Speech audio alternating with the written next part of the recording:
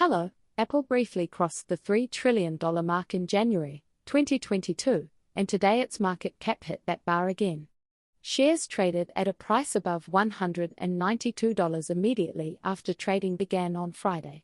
In May, Apple reported an all-time high for its installed base of active devices and a March quarter record for iPhone. That was despite other divisions like Mac and iPad showing declines. Analyst Ives of Wedbush Securities has suggested that the company could hit a $4 trillion cap by 2025. The world's most valuable company briefly crossed this bar on January 3, 2022. Today is the first time since then that Apple shares have traded above the $192 price on Wall Street. In May, CEO Tim Cook reported an all-time high for his device installed base.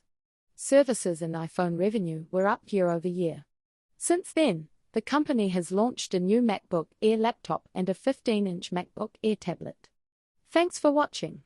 If you enjoy short news like this, please consider subscribing to my channel. Until next time.